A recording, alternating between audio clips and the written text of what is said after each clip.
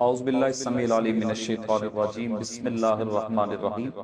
لو انزلنا هذا القرآن على جبل لرأيته خاشعا متصدعا من خشیۃ اللہ صدق اللہ المولانا العظیم وصدق رسولہ النبی الکریم الامیر المکین۔ آج ہم تمام دیکھنے والے ساتھیوں تک قرآن مجید فرقان حمید کے حوالے سے ایک اہم پیغام آج میں دینا چاہتا ہوں۔ یہ وہ قرآن ہے جس کے بارے میں اللہ تعالیٰ ارشاد فرما رہا ہے کہ اگر ہم اس کو پہاڑ پہ نازل کر دیں تو پہاڑ رضا رضا ہو جاتا۔ امت محمدیہ کی ایک شان یہ فرمائی کہ یہ قرآن پاک مصطفیٰ کریم صلی اللہ علیہ وسلم کی امت کا بچہ بچہ اس کو یاد کر سکتا ہے، اس کو پڑھ سکتا ہے۔ یہ قرآن مصطفیٰ کے نظر کرم کا صدقہ ہمارے لیے اتنا آسان ہوا۔ آج ہمارے نزدیک قرآن پاک کی اہمیت کیا ہے، میں اس پہ چیدہ باتیں کرنا چاہتا ہوں۔ سب سے پہلی چیز، جہاں دنیا کی تعلیم آ جاتی ہے، ہمارے دین میں، ہماری شریعت میں کہیں منع نہیں ہے کہ دنیا کی تعلیم حاصل نہ کرو، کیونکہ کچھ لوگوں کا کانسیپٹ یہ ہے کہ علماء جو یہ دین کی بات کرتے ہیں یا دین کی تعلیم کی بات کرتے ہیں تو یہ کیا منحرف ہیں دنیاوی تعلیم سے؟ ایسا نہیں ہے۔ آپ نے بارہا دیکھا ہوگا وہ لوگ بھی ہیں جنہوں نے الحمدللہ دین کی تعلیم بھی حاصل کی، احادیث بھی ان کو یاد ہیں، قرآن پاک بھی ان کو یاد ہے۔ اس کے ساتھ ساتھ وہ دنیاوی طور پہ کوئی وکیل ہے، کوئی ڈاکٹر ہے، کوئی انجینئر ہے، دنیا کے شعبوں پر الحمدللہ بڑے بڑے عہدوں پر ایسے لوگ بھی موجود ہیں جنہوں نے دین کو بھی تھاما ہوا ہے، دنیا کو بھی تھاما ہوا ہے۔ ہمارا قرآن پاک کے ساتھ یہ سلوک کہ ہم اگر مساجد کی طرف جائیں تو وہ قرآن پاک ہمیں الماریوں میں ملتے ہیں۔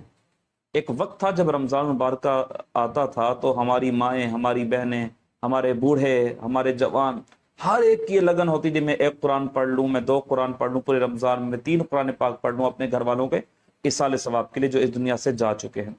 لیکن افسوس کا مقام یہ ہے وہ قرآن جو ہماری ہدایت کے لیے آیا، وہ قرآن جس کو دیکھنا عبادت، جس کو چومنا عبادت، جس کو پکڑنا عبادت، جس کو پڑھنا عبادت اعلیٰ، ہم نے اس کو چھوڑ کے رکھ دیا گیا۔ ہمارے سامنے ایک بہت بڑی مثال ہے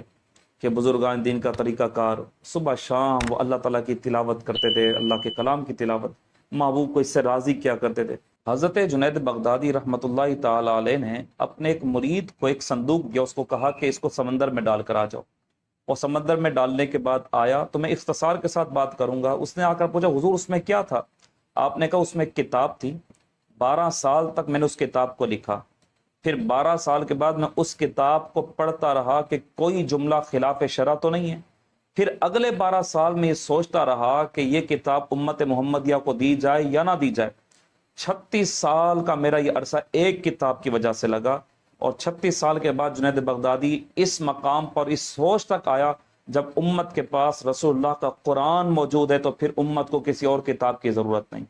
میں یہ سمجھتا ہوں یہ ہمارے لیے بہت بڑی بات ہے۔ وہ قرآن جو ہمیں سیدھا راستہ دکھا رہا ہے، وہ قرآن جو میری آپ کی بخشش کے ذریعے ہمیں بتا رہا ہے، وہ قرآن جو دنیا میں کامیابی کے طریقے اور قرینے ہم سب کو بتا رہا ہے۔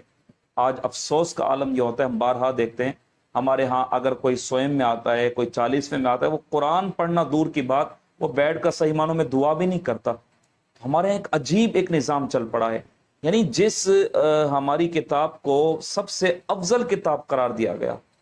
آسمانی کتابوں میں سب سے افضل کتاب قرآن پاک ہے،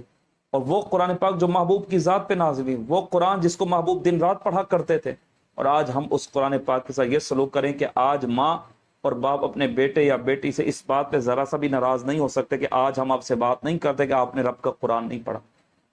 اگر ہر ماں، ہر باپ تھوڑی سی ناراضگی کے ساتھ اپنے بیٹے یا بیٹی کو روزانہ کی بنیاد پہ 5 منٹ کے لیے اللہ کے کلام کی تلاوت کی طرف راغب کر دیں،